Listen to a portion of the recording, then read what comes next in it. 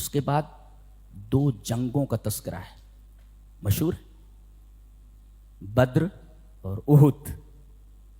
بدر میں مسلمان جیت گئے، 70 کفار کو انہوں نے مارا اور 70 کو گرفتار کیا، جبکہ بے سر و سامان ہیں، 313 ہیں، 310 ہیں یا 309 ہیں، 313 ہیں، اور 2 گھوڑے ہیں اور 70 اونٹ ہیں، تمام پیدل ہی ہیں، یعنی 70 اونٹ ہیں اور 2 گھوڑے ہیں اور 313 افراد ہیں، اور سامنے 1000 کی مسلح فوج ہے۔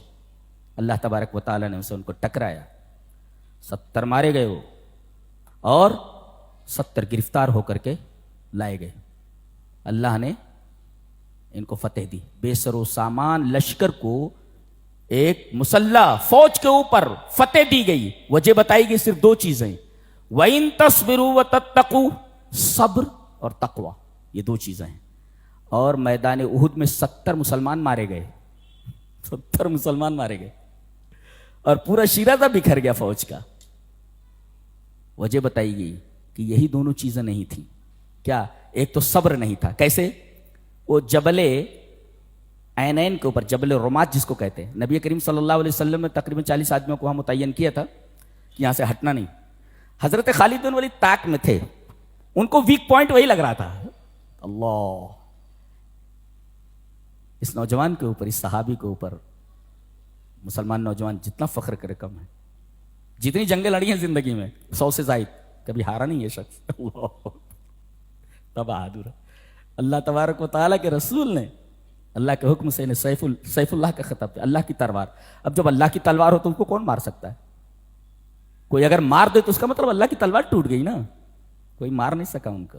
جی، بستر مرگ پر جو ہے، بستر پر موت ہوئی ان کی۔ اس کا مطلب یہ ہوا کہ شہادت یہ اللہ تبارک و تعالی جس کو چاہے، اتنی بڑی نعمت ہے، جس کو چاہے عطا کرے۔ اتنے بڑے مجاہد کو شہادت نصیب نہیں ہوئی۔ یہ دیکھ رہے تھے کہ ویک پوائنٹ کیا ہے۔ اب جیسے نیچے جو لڑ رہے تھے، میں گیا، میرا ایک پروگرام تھا مسجد نبی سے آگے بلادین کیمپ کے اندر، ایک لیکچر تھا میرا، اور عجیب بات تو ہے کہ اتباع رسول عنوان تھا، مسجد نبی سے احد پہاڑ سے پہلے میرا لیکچر ہوا۔ اس کے بعد ہم لوگ گئے اس طرف، ہمیں بدر جانا تھا۔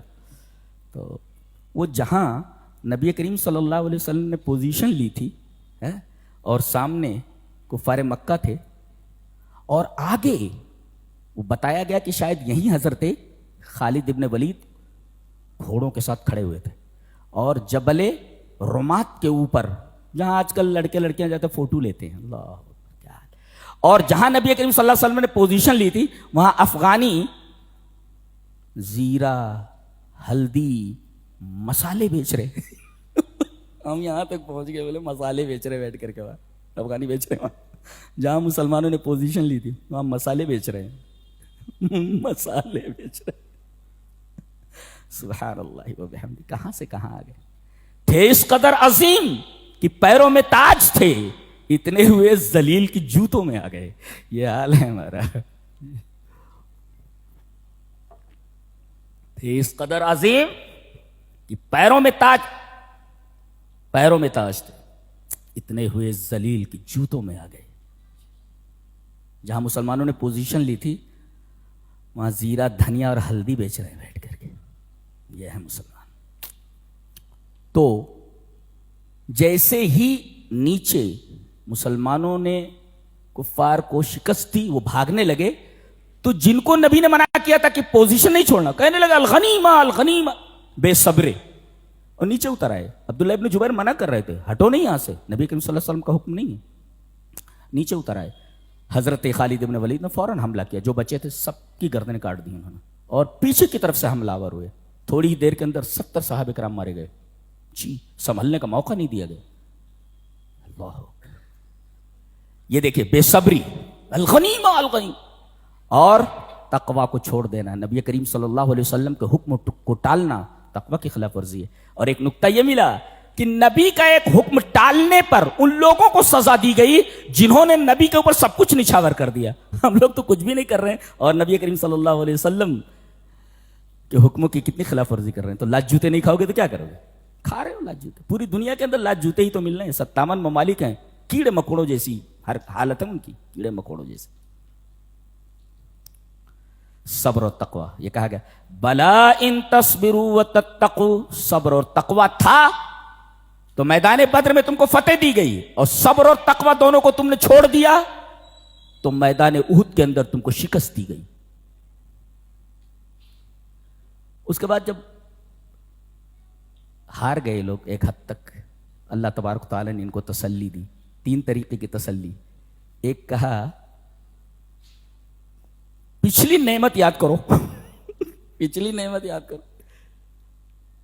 اس کا مطلب ہے جب مصیبت آئے تو اللہ کی پچھلی نعمت کو یاد کرنا چاہیے تاکہ مصیبت ہلکی معلوم ہو.